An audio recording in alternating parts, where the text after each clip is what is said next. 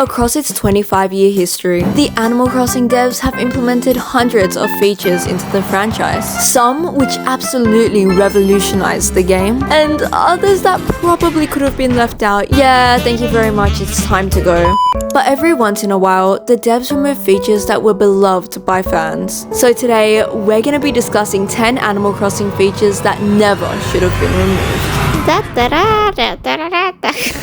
Never again. Hello and welcome back to Sienna with a 1. And feature number 1, probably the most obvious of them all, the post office. For those of you that don't know, the post office was a feature in every Animal Crossing game, from population growing all the way up until New Leaf. But for whatever reason, come New Horizons, the devs decided to replace the post office with a postcard stand. Yeah, I can't exactly put my finger on why, but it's just not fun to send post in this game. Maybe it's because they replaced 3 beloved birds, yes, 3 NPCs, with a lonesome little stand. And it's sad. It's really sad. I'm not gonna get into the lore now because it goes deep, but there was basically this intense love triangle between Pelly, Pete, and Phyllis, where Phyllis had a crush on Pete, Pete liked Pelly, and Pelly liked no one. Each of these birds had so much life embedded within their personalities. Pete was the delivery man who you could see delivering letters across your town at 3 p.m. Pelly was this kind-hearted bird who would work at the post office from 7 a.m. till 7 p.m. And Phyllis was the polar opposite, who would only come out at night and was an absolute I mean, the night even saw this heavily bass-boosted soundtrack, which I still play till this day. Dun, dun, dun, dun, dun. Feature number 2, the Cherry Blossom Festival. I can already see the angry comments, but Sienna, there's cherry blossoms in every version of Animal Crossing. No, you have no idea. I'm not talking about the pink trees, silly. I recently found out that in Animal Crossing GameCube, there was an entire event, a proper festival dedicated to the cherry blossoms. Between the dates April 5 and 7, a proper festival is held at the Wishing Well. Your villagers set up tables of food to feast on, Tortois gives you a gift, and by far my favorite part is that for the entirety of Cherry Blossom season, all of the hourly tracks are slightly altered, almost like they are during rainy seasons. And it is just so beautiful. For reference, this is the regular 9 a.m. soundtrack versus the Cherry Blossom version.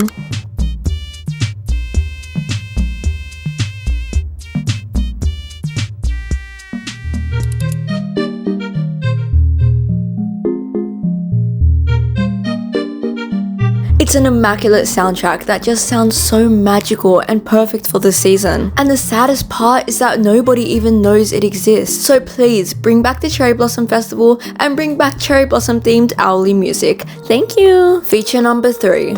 The tree. Throughout the history of Animal Crossing, the tree has only ever made 2 appearances. Once behind the Wishing Well in Animal Crossing GameCube, and of course, its most iconic place, somewhere in town in Animal Crossing New Leaf. It was such a small feature that added so much life to the game and really instilled a sense that yes, time was moving and your town was growing. Right at the beginning of New Leaf, when you first move into your town, Isabelle would hand you a tree sapling to plant in the middle of your town. Now this wasn't any ordinary sapling, but would continue to grow simultaneously with the amount of hours played. In addition, events and holidays could be held at the tree, and once it reached its final stage of growth, players could sit on the surrounding bricks as a series of credits, or I guess achievements, if you will, play on the side of the screen, kind of like how they do when KK Slider performs in Animal Crossing New Horizons. It was a brilliant way to encourage players to continue on the game because it took 500 days and 250 hours to reach stage 7. It was truly the town's centerpiece. I mean, can you imagine if we had something like this in New Horizons? I've seen people try to rebuild it using perspective, but it just never hits the same. It's such a small thing that adds so much life to the game, so please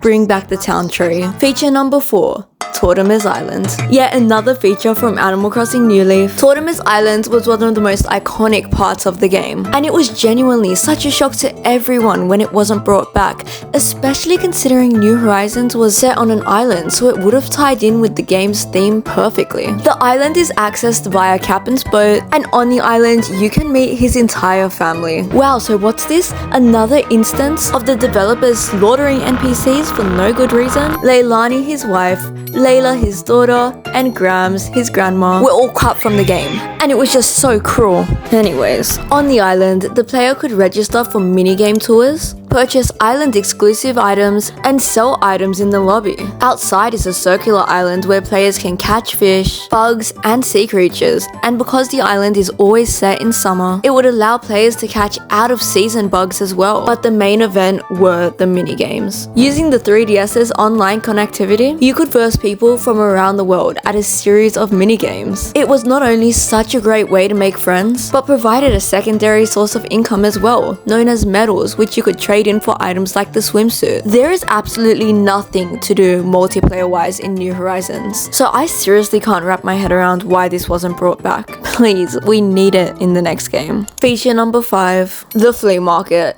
And this one dates all the way back to Animal Crossing Wild World back on the DS. The Flea Market was a weekend event where villagers from the player's town allow others to come in and buy their furniture pieces. The player could also choose to sell their own belongings to villagers, but to do so, it had to be placed on the ground floor of their house. The player could buy the villagers' furniture pieces by entering into their homes and interacting with their furniture. A lot of these villagers were bloody scammers and would try to charge you more for their furniture than Nooks does. However, the player did have the option to haggle with the villagers to lower the price. This feature existed in every single version of Animal Crossing up until New Leaf, where it was essentially replaced by retail because players could sell their own items to villagers through the shop. But in New Horizons, there is just nothing like this. Once again, it doesn't add much to the overall gameplay, but was just such a fun and immersive experience. And it made it so much easier to obtain furniture pieces which you couldn't really otherwise. And somewhat in the same sense, feature number 6,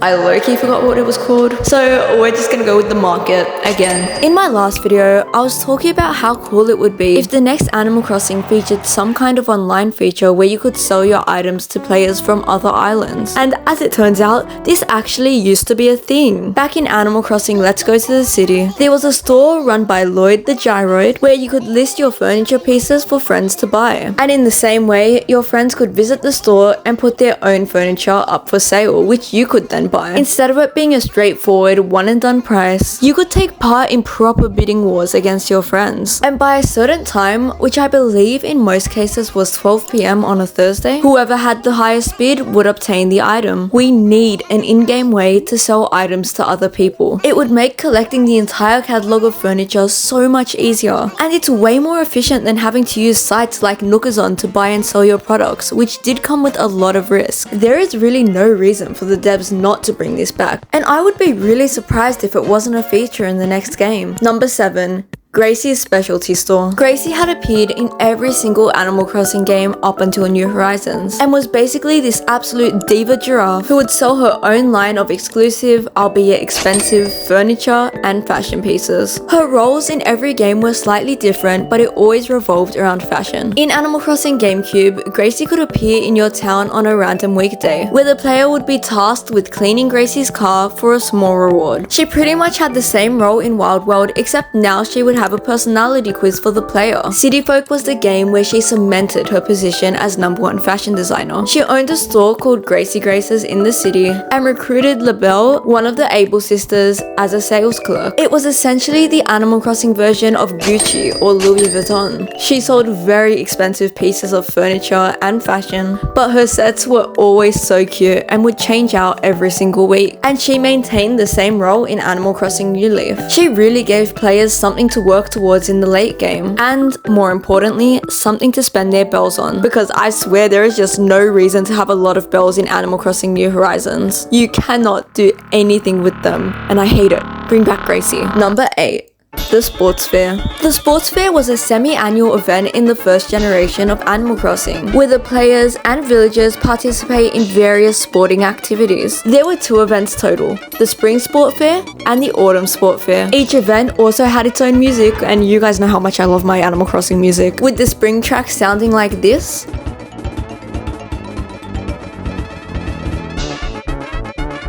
and the autumn track sounding like this. At At 9 a.m, Copper, one of the police officers and another NPC that was cut from New Horizons, runs an aerobic session that 4 villagers and of course the player could compete in. From 11 a.m, there was a 5-lap foot race held. Between 1 p.m. and 3 p.m, there was a ball toss, and between 3 and 5, a game of tug of war. I miss all the events we had to look forward to in older games. There really isn't much going for us in New Horizons, and it's one of the biggest things that the game is lacking. We needed more spontaneous events to give us a reason to keep on playing, and more importantly, to immerse us within the world. At the end of the day, it's all these small features which we end up missing the most. Number 9, perfect fruit. Perfect fruit were a feature in Animal Crossing New Leaf that just never returned for the future games. When growing fruit trees, which by the way, there were 10 different kinds of fruit in Animal Crossing New Leaf, there was a chance you could grow a perfect fruit, which was basically just a golden version of normal fruit. You could sell perfect fruit for so many bells, so it served as such a great way to make money. Some people even built entire orchards of perfect fruit trees just to flex on their visitors. And you know what? I am so here for that.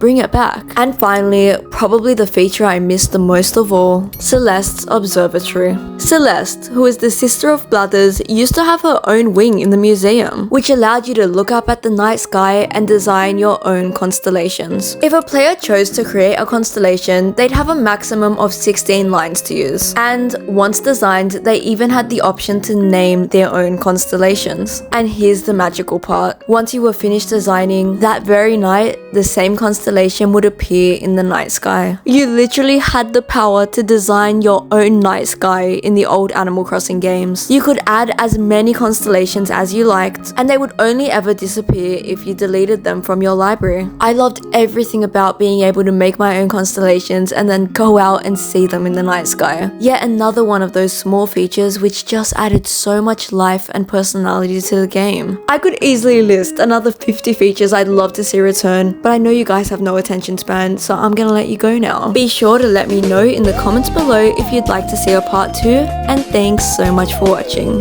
Bye!